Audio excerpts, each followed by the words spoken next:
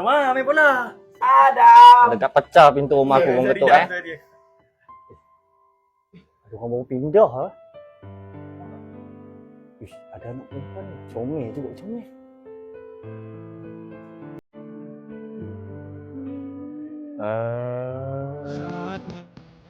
Assalamualaikum. Awak baru pindah sini eh?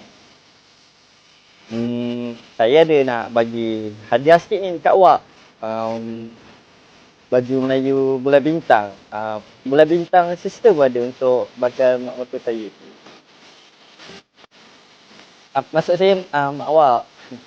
Dah lah.